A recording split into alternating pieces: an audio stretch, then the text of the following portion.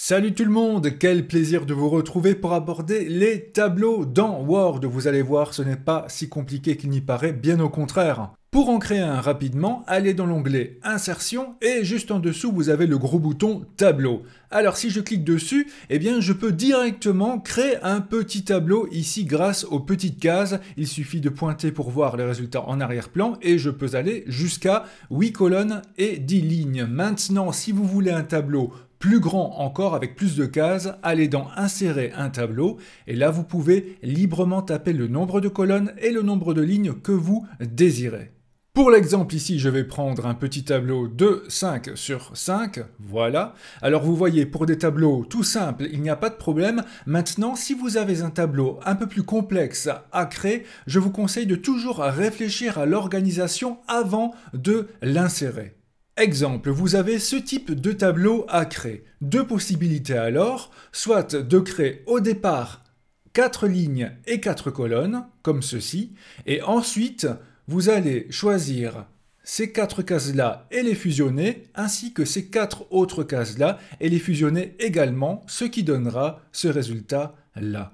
L'autre façon de faire pour le même type de tableau, c'est un peu le travail contraire. Au départ, je crée seulement 2 lignes et 2 colonnes, comme ceci, et ensuite, je vais séparément sélectionner la case en bas à gauche et la fractionner en 2 lignes et 2 colonnes. Même chose pour la case en bas à droite, 2 lignes et 2 colonnes, ce qui me permet d'avoir également ce résultat-là. Petit conseil, si vous ne savez pas du tout à l'avance à quoi ressemblera votre tableau complexe, alors il vaut mieux créer un peu plus de lignes et un peu plus de colonnes que prévu, quitte à en supprimer ensuite. Nous revoilà donc avec notre tableau et je vais vous montrer comment sélectionner les différentes parties de ce tableau, soit une case que l'on appelle une cellule. Le moyen le plus simple, c'est d'aller tout à fait à gauche de la case et là vous voyez que mon curseur se transforme en une petite flèche noire et si je clique, je sais que toute la case ou la cellule sera bien sélectionnée. Maintenant, je peux aussi laisser le bouton enfoncé pour sélectionner plusieurs cases ensemble. Pour sélectionner une ligne entière, allez tout à fait à gauche de la ligne jusqu'au moment où vous avez la flèche blanche de votre curseur et vous cliquez et c'est toute la ligne qui est sélectionnée. Si vous laissez enfoncer, là aussi vous pouvez prendre plusieurs lignes ensemble. Pour les colonnes, il faut alors aller au-dessus et là vous avez la petite flèche noire vers le bas. Vous pouvez cliquer ou, comme toujours, la laisser enfoncer pour plusieurs. Et alors, grand conseil, si vous désirez sélectionner tout le tableau, qu'il soit sur une ou plusieurs pages, ce qui fonctionnera toujours, c'est de cliquer sur la petite case ici en haut à gauche du tableau, vous cliquez et vous êtes certain que tout le tableau sera bien sélectionné. Alors, quand vous êtes dans votre tableau, vous voyez que 2 onglets supplémentaires sont apparus, création de tableau et mise en page. Je vais d'abord aller dans mise en page car j'ai envie ici de gérer la taille de mes différentes cellules, taille que l'on gère soit par la hauteur ou la largeur. C'est ainsi dans Word. Alors si je veux que toutes mes cases aient la même taille, conseil, cliquez évidemment sur la petite case en haut à gauche pour tout sélectionner et là ici dans hauteur et largeur, je peux soit m'aider des petites flèches, donc là j'augmente la hauteur et vous voyez le résultat directement, augmenter ou réduire. Ou alors, je gère ici la largeur, même chose avec les petites flèches. Maintenant, vous pouvez toujours taper la taille que vous désirez directement dans les cases ici. Voilà. Alors, petite astuce, si je désire que l'ensemble de mon tableau soit bien aligné horizontalement sur ma page, le truc facile, c'est de cliquer sur la petite case pour tout sélectionner et ensuite, dans l'onglet Accueil, de le centrer comme si c'était du texte et cela fonctionne très bien.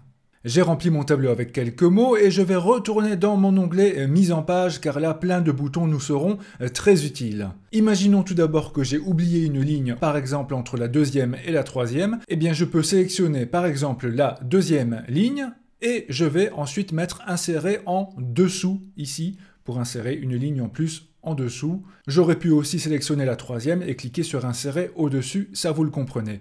Même chose pour les colonnes, par exemple je sélectionne la troisième et je mets insérer à droite et voilà ça m'ajoute une colonne ici. Nous pouvons aussi faire le contraire, par exemple sélectionner toute cette ligne là et ensuite aller sur le gros bouton supprimer puis supprimer les lignes ou pourquoi pas sélectionner la colonne, supprimer les colonnes. Pourquoi pas aussi supprimer tout le tableau si c'est ce que vous voulez faire. Sachez que si vous cliquez avec le bouton droit de la souris, vous avez aussi les boutons, par exemple ici, supprimer les colonnes ou insérer au-dessus en haut, à gauche, à droite. Imaginons que la première ligne soit la ligne de titre et je veux que ces 5 cases-là n'en fassent plus qu'une. Allez, je les sélectionne toutes et ensuite j'ai le bouton ici fusionner comme je vous en avais parlé dans l'exemple. Cela peut marcher aussi pour ces 4 cases-là que je sélectionne, fusionner et voilà, nous avons ici une grosse case.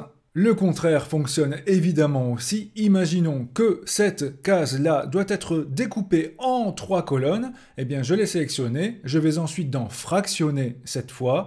Je vais mettre nombre de colonnes 3, nombre de lignes 1, OK. Et voilà, elle est découpée en 3 petites parties. Et vous pouvez ainsi fusionner et fractionner toutes les cases de votre tableau de manière tout à fait illimitée. Cela vous permet de corriger toutes les petites erreurs qu'il y a pu y avoir. Voilà, par exemple, pour cette grosse case-là. Alors, vous constatez aussi que le texte que j'ai ajouté ici se place en haut à gauche de chaque case par défaut. Si vous voulez aligner différemment le texte, comme par exemple le centrer aussi bien horizontalement que verticalement, petit conseil, cliquez sur le petit bouton pour tout sélectionner, et ensuite, vous avez ici 9 petites cases qui vous permettent d'aligner le texte à l'intérieur de chaque case comme vous le désirez. Et la case centrale permet de bien aligner, de bien centrer le texte en largeur comme en hauteur. Si je veux que mon texte soit retourné pour gagner un peu de place, je peux aussi cliquer sur le bouton orientation du texte ici. Vous voyez désormais que mon texte est dans l'autre sens et si je clique à nouveau, eh bien voilà, il change à nouveau.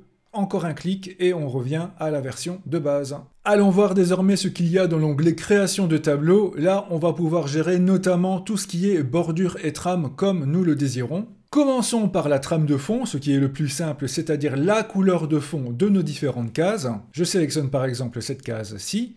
Et ensuite, j'ai le gros bouton ici, trame de fond, et là je peux choisir la couleur de fond, voilà donc. Et je vais en profiter pour vous donner une autre petite astuce, si par exemple je veux que certaines cases, pas forcément les unes à côté des autres, soient colorées, je vais vous montrer comment sélectionner des cases un peu par-ci, par-là. Je sélectionne une case, par exemple celle-ci, je clique, et quand elle est sélectionnée, je laisse la touche CTRL ou CTRL de votre clavier, celle qui est tout à fait en bas à gauche, enfoncée, ce qui me permet de sélectionner une autre case, puis encore une autre case, et pourquoi pas une dernière. Et quand c'est fait, je relâche CTRL, ces cases-là sont sélectionnées, et je change par exemple la trame de fond, et ça va s'appliquer uniquement à ces cases-là.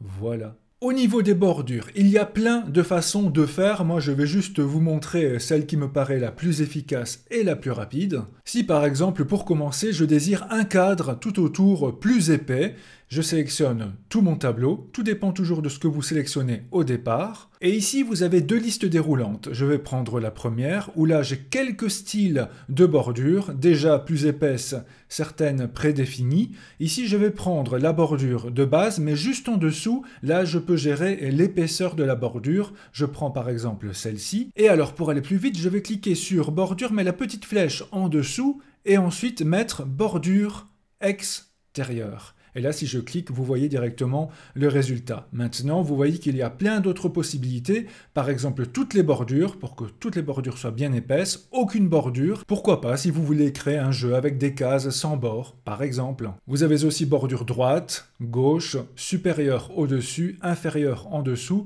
Bref, vous voyez que tout est possible. Là, je vais garder bordure extérieure pour le cadre. Et je veux par exemple que les 2 bordures ici de cette case-là soient en pointillé et en rouge. Imaginons. Alors je vais sélectionner ces 3 cases, je vais choisir ici les pointillés, les traits pointillés, voilà.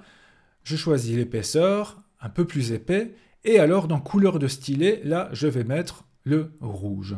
Et ensuite, je n'ai plus qu'à prendre bordure, mais cette fois-ci intérieure, et voilà, c'est fait. Mes 2 bordures sont en rouge et en traits pointillés. Des bordures diagonales sont également possibles, je prends cette case-là, bordure, et ici vous avez bordure diagonale bas et haut. Vous voyez donc que si nous sélectionnons les bons éléments, tout devient plus facile et les tableaux complexes deviennent simples. Si vous appréciez ce genre de contenu, n'hésitez pas à cliquer sur s'abonner, cela m'aide beaucoup et vous permettra de découvrir de nouveaux tutos régulièrement, c'est promis.